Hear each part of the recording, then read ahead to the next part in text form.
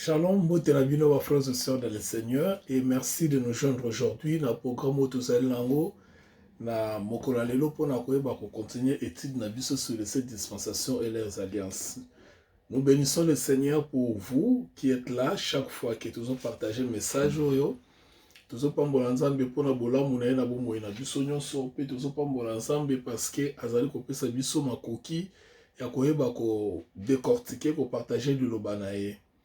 Bongo le kumu nyonso epa na ye. Alors, na bénir bino la kombo na Yesu Christou, na bénir mabota na bino, lelo toza dimanche ya suka ya mois de janvier. Vous voyez comment les jours sont en train ya okima pena mbangu mingi mingi pe bomo na ete calamité totaki ko fêter fin de l'année tokoti mbula sika mais ekei pena plus rapide. Bongo tozo pe sanzambe kaka merci na nyonso na ko sala pona bino pe tozo sala grâce na le corona bomo na bino. Alors to bondela yambo ete prions le Seigneur. Tendre Père, nous te disons merci dans le nom de Jésus pour les frères et sœurs qui sont en train de nous suivre au travers de ces programmes. Et nous bénissons leur vie, leur famille, nous bénissons tous ceux qui sont en train d'entreprendre. Père, nous te demandons la grâce dans leur vie dans le nom de Jésus. La Bible dit que vous connaîtrez la vérité vous affranchira. C'est un moment très important pour nous de découvrir ton plan révélé dans la Bible, ta pensée révélée dans la Bible, pour nous permettre d'être affermis et que nous ne soyons pas apportés à tout vent de doctrines. Nous prions pour les bien-aimés qui sont malades. Nous prions pour les bien-aimés qui sont dans des difficultés, les bien-aimés qui ont des problèmes. Nous prions pour toutes les familles de la terre, Seigneur, qui espèrent en toi. Père, que ta grâce puisse les visiter. Nous ne pouvons rien sans toi, Seigneur. Aide-nous, Seigneur, à devenir ce que tu as prévu pour nous. Aide-nous, Seigneur, à s'en sortir de toutes ces situations que nous sommes en train de traverser. Aide-nous, Seigneur, d'avoir cette guérison que le monde ne peut jamais nous donner. Aide-nous, Seigneur, à avoir la paix que toi, tu nous as donnée en Jésus-Christ et qu'elle se manifeste. Aide-nous, Seigneur, pour ta grâce, afin de devenir ce que tu as voulu que nous soyons. Protège-nous contre les mal et donne-nous de plus en plus l'amour de nous aimer les uns les autres et de nous soutenir. Merci, Père. Nous t'avons ainsi prié dans le nom de Jésus. Amen. Alléluia. Alors, bien aimé, lelo tozo qui nous a auto-intitulé la fin de la loi. La fin de la loi. C'est-à-dire, comme chaque dispensation, boebi, ezaka ne bandeli, pe ezaka na suka na yango. Donc, dispensation ya loi, ezala ki pe ne bandeli nango, pe ezali na suka na yango. Rapidement, tozo ki etanga na Bible, na mokanda na 1 roi chapitre 11, totanga verset 1 à 6, pe to sauter, que vous avez versé, normalement il faut autant en mobimba, mais faute de temps qui m'a versé msusu, après tu vous avez versé 25 à 31. Lisons la parole du Seigneur. 1 roi chapitre 11 verset 1 à 6. 1 roi chapitre 11 verset 1 à 6. Nous lisons la parole du Seigneur. Le roi Salomon aima beaucoup de femmes étrangères. Outre la fille de Pharaon, des Moabites, des Ammonites, des Édomites, des Sidoniennes, des Hétiennes, appartenant aux nations dont l'Éternel avait dit aux enfants d'Israël, vous n'irez point chez elles, et elles ne viendront point chez vous. Elles tourneraient certainement vos cœurs du côté de leur Dieu. Ce fut à ces nations que s'attacha Salomon, entraîné par l'amour. Il eut 700 princesses pour femmes et 300 concubines, et ces femmes détournèrent son cœur.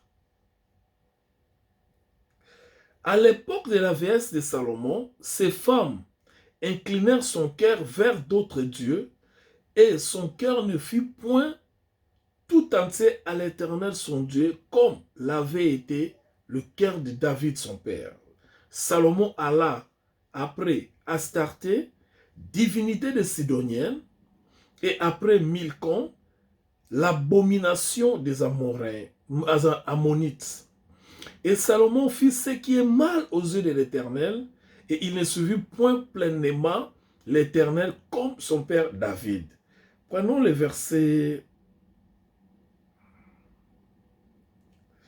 Prenons le verset...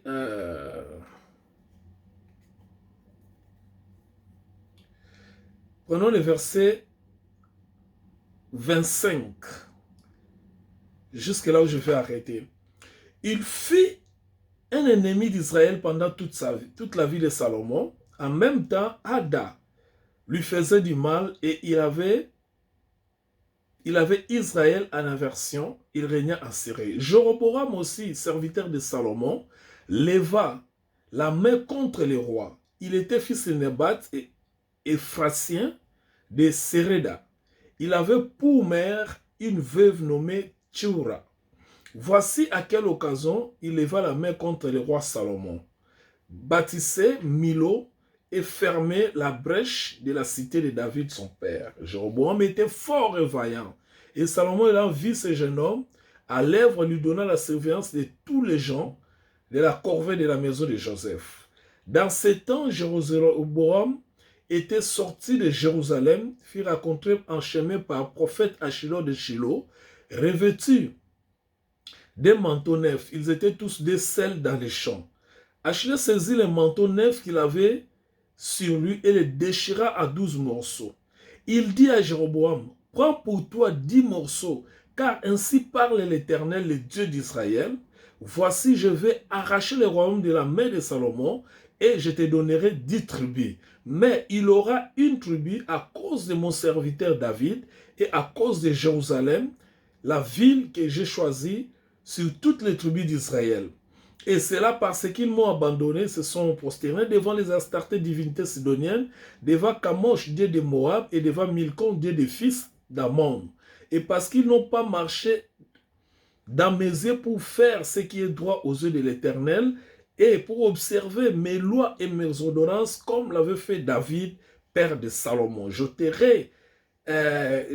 n'ôterai pas de sa main toutes les royautés, car je m'éteindrai parce que le temps de sa vie, à cause de David, mon serviteur, que j'ai choisi, et observer mes commandements et mes lois.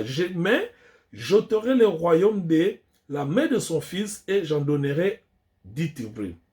Je laisserai une tribu à son fils afin que David, mon serviteur, ait toujours une lampe devant moi à Jérusalem, la ville que j'ai choisie pour mettre mon nom. Je te prendrai et tu régneras sur tout ce qui est ton âme désire, tu seras roi d'Israël. Amen. Alors, qu'est-ce que nous allons remarquer? Dans la dispensation de la grâce, pardon, la dispensation de la loi, et la dispensation moko ebandi na mokanda ya Exode, tant que Israël babimaki na mboka ya na moumbu na mboka Israël, tant bakendaki na marche na vers le désert, na kati na désert nzamba apesaki bango mibeko. Bongo esuki normalement esuki na acte des apôtres. Dans le Nouveau Testament, acte des apôtres chapitre 2, tout le monde prochainement par la grâce de Dieu. La dispensation et la loi, et la dispensation et la moulaï qu'on les capable dispensation nyoso parce que ils ont qui battent un belé, ils ont qui un prophète, ils ont qui un psaume, donc outa ils ont qui un roi, ils ont qui un juge, ko outa na bango na Israël na Égypte, pe ko ba ko bimara bango. Pour rappel, tango bana na Israël ba bimi en Égypte, boye ba eke ko bimana bango. Ezalaki bango nde ba bimaki. Penzamba kutana na baona désert azalaki kopesa bango mibeko bongo bikolo lokola Egypte tikalaki nango sans mibeko na Nzambe parce que bazali ba nation païenne pe ba nation païenne ezalaki ebele to pe bikolo oyo ezalaki na binzambi Nzambe na bango bazalaki ebele ba oyo bazalaki kondimela Nzambe ya Israël te et tala epai wapi Nzambe amonaki malamu ete atambola kaka na Israël. Bongo tanga tambola Israël, la fois passée, tout le monde a dit la dernière alliance, ça sera une alliance David. David, na mokambi David. Et si kapi, nzamba telema ki makasi ko pesa nzamba David, tanga zoki likanisa ko tongela ndako ya nzambe, nzamba ba ko sepela likanisa na kasayebisa ki était David. Malgré yozu likanisa oyo, kasi yonde te mutoko sala mokano oyo. Mutoko sala ngo zali mwana na yo. mwana na yo oyo kobota nga na kobimisa kokoma mokonzi monene apesaka ye ba promesse mibale alobi ya liboso kokoma mokonzi monene akotongela nga ndako pe ye moto bokonzi na ye wana ekokende ya perpétuité c'est-à-dire bokonzi na ye ekosila te ekosala ete mwana ngo ntango abotami Salomon promesse mibale ezalaki ete bokonzi na ye ekosila te ya liboso ezalaki ye moto akotonga ndako ya mibale ezali bokonzi na ye kozala mpona libela bon nzambe asalaki mwana ngo mpe ayaki na mokili na nkombo ya Salomon boyebi ndenge Salomon ayaki entre relation ya David na Bathsheba oyo azalaki mwasi ya Iri oyo David abomisaka Iri mpo azwa mwasi na ye ntango David aboti Salomon ye na mokili David na nsima ya liwa na ye atiki bokonzi epai ya mwana na ye Salomon oyo azalaki héritier na ye Salomon sikoyo ayebaki kotambusa mpe bokonzi na ndenge ya bwanya ya Nzambe. Il n'y avait pas de problème. Chaque fois tant que tu as la dispensation, bon se rappellera toujours que Tozolobela Israël au la école, c'est-à-dire les 12 tribus d'Israël. Les 12 tribus d'Israël au bazali école au cas moko parce que bangonyo so wote pa ya tata moko. Bien que bazali ba maman différent mais bazali na makila ya papa kaka moko. Papa wana zali nani Jacob. Ou ba changer kombo na Israël tanga bundaki na ange. Mais tant nzamba zo sala ba alliance, tant nzamba zo solana bango, tant nzamba zo pambola bango, tant nzamba zo traiter na bango, azo traiter na bikolo mususu te parce que bikolo mususu ezali ko exister nzamba ezali ko considérer lokola ba nation ya ba paya to pe ba nation ya binzambi nzambi parce que bazali na ba nzambi nzambi ebele. Vous allez vous souvenir même pas ba utaki na Égypte. Bongo siko Salomon tanga koli na bokonzi na evandi avandi si bikolo wana nyonso ozalaki 12 tribus kouta na Ruben mwana liboso kino na mwana suka ozalaki Benjamin bongo ba descendant na bango nyonso wana parce que mutu azalaki ko se reconnaître na descendance na ye oyo abotama na Ruben abotama na Ruben oyo abotama na Simeon abotama na Simeon oyo abotama na Lévi abotama na Lévi oyo abotama na Juda abotama na Juda ainsi de suite Isaacar Neftali bango nyonso Joseph kino na kokita na Benjamin mwana suka esalaki ete bakomaki tellement ebele bayaki kozwa bokonzi oyo Salomon Salomon nde sikoyo ayaki kosangisa bango ayaki kosala kopesa forme ya bokonzi na ye bisika oyo bango bazalaki établi makambo nyonso ayaki kokende malamu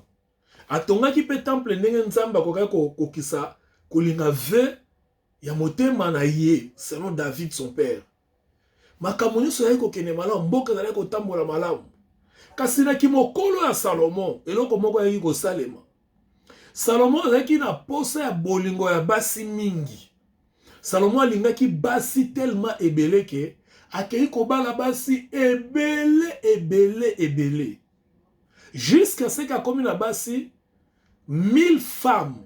Je dis bien 1000 femmes. Salomon a commis la basi 1000. Na 1000 wana azui 700 princesses. C'est-à-dire bikolo mususu bamboka mususu bazalaki pe na barua na bango akei kobala bala barua na barua wana nyonso na ba famille barua wana nyonso akei kobala basi ya babikolo wana. Donc so yoki ke roi boaza na mwana mwasi aki abali mwana ne ya mwasi. Liya yambo ezalaki te likanisi ezalaki azobala po aluka kimia na bikolo wana. Par exemple mon terre à terre lokola biso na Congo toza na problème na Rwanda. Bongo eza lokola mokonzi na biso akebala mwana mokonzi ya Rwanda. Omoni ke tokomi famille ekosala ete tozala na kimia. Salomon asalaki wana likanisi ya kimia. Koluka te bikolo nyonso ozali tout autour ya mboka na ye. Lokola na lembi lokola na komi mokolo po babundisa ngai te babundisa ekolo na ngai te tika na balabana na bango bona ko balabana na bango ekopermettre ete moye bango baatake ngai eza te po bana na bango bazali ba reine na mboka na ngai. Vous voyez l'idée ya Salomon ezalaki mabe te parce que alembaki pe ayebaki ete tozala binemi ebele. Alors qu'est-ce qu'il faut faire pour na kokitisa kanda ya binemi oyo malamu na kota na mabota na bango po ete so mokonzi moko alingi koatake ngai ayeba ete mwana ne ya mwasi aza na kati ekolo na ngai do moya koatake ngai kozala te asalaki mpe bwanya Pe azalaki na 300 concubines, donc 700 princesses, na 300 concubines. 300 concubines ezali ba oyo to bengaka communément lokola ba maîtresse. To pe ba makangu na lingala. Azalaki na bango 300, donc basalaki neti 1000 bango nyonso. Avant de pe na bango bien problème ezalaki te. Kasi komaki na tango moko lokola ba princesse wana ba utaki na bikolo ya bapa elandanga malamu aw. Parce que c'est ici oyo dispensation ya loi et souk et kota penza ba désordre belé. Bongo ba désordre nezali ete batu oyo bazotanga Bible malamu te, batu oyo bazo comprendre approche ya pensée ya Nzambe te na Bible, bazo sangisa siko ba makambu ezo créer biso ba pitopale nde tolobaka. To pe ba bulu yeki. Alors, tango Salomon sikoyo basi wana lokola ba utaka na bikolo na bango ba yebaka Nzambe te. Ba yebaka Nzambe ya Salomon te. Ba yebaka Nzambe ya David te. Ba yebaka Nzambe ya Jacob te. Ba yebaka Nzambe ya Isaac te. Ba yebaka Nzambe ya Abraham te. Parce que Nzambe oyo abuta uta Abraham kino na ye Salomon, Nzambe wana a se révélaka te na ba bikolo wana mususu. Nzambe wana zali ko se révéler kake pa ya Israël. Donc, Outan Abraham, Isaac, Jacob, Abali, Aboti 12, c'est na kokitana Salomon. Donc, basi wana en d'autres termes, dans le langage commun, tu vois que benga bango, bazaki ba femme païenne. Bongo na ba mboka na bango, ki bazaki ba pagano, na ba mboka na bango, bisika bango ba utaka, bazalaki basi oyo, bazalaki osambela, binzambi, pour ne pas dire bikeko, binzambi. Bazalaki na basi na bango, bazalaki na nzambi ya batata na bango, parce que batata na bango bazalaki ba roi. Lokola Salomon âge ezalaki avancé, basi wana ba komi na influence epai na ye. Donc oyo lokola bazalaki princesse, ba princesse atango akala bazalaki basi oyo, bazalaki koleka ba cérémonie ebele même aujourd'hui. Bazalaki koleka ba cérémonie ebele parce que bazali bana ya roi. Bon na kati ndako ya roi ezali bisika oyo bonganga nyonso evandaka. Pour roi za mokonzi monene. Alors ba princesse wana 700 ba yeko kotsa Salomon na bonzambe na bango. Ba kotsa Salomon na culture ya nzambe na bango, na binzambe s'il faut dire. Yangonde ayeki kosala ete plus Salomon a Jésus kende, plus motema na ye ebandi kolongwa pembeni ya nzambe. Oyo batata na ye basalelaki David pe bandi ko s'attacher na banzambe oyo basi na ye ya bapagano bamemeli. Très important, il faut qu'on retenir parce que makambo nde affecta la loi et affecta la dispensation la loi makasi tant to kota na dispensation ya grâce nde to mona pourquoi batu mingi na génération na biso bazali ko kota na moi ba désordre s'il faut dire ou bien na ba bulu yeke ou bien na incompréhension ya maloba na Nzambe ezali à cause ya makambo oyo soki ba maîtriser to maîtriser en moté nde to koyeba ko sosola pete pourquoi salemaki bo pourquoi salemaki boy bongo ba koti Salomon mobimba na Nzambi lokola pe âge ezalaki avancé abosani Nzambe ya David tata na ye Nzambe oyo ya Israël batata na ye akomi na Nzambe ya bapaya akomi kosalela bango tina niveau ya kogumbamela bango kosala même ba culte pona bango bongo esepelisaki Nzambe ata soki moke te. Nzambe ya batata na ye asepelaki ata moke te parce que akotisaki idolâtrie s'il faut dire. Salomon azalaki na mosali na ye moko ya nguya ya makasi kombo na ye azalaki Jéroboam. Azalaki moto moko ya makasi ya confiance à Salomon. Salomon apesaki responsabilité ya ko gérer tribu moko na kati ya tribu ya Israël, tribu ya Joseph.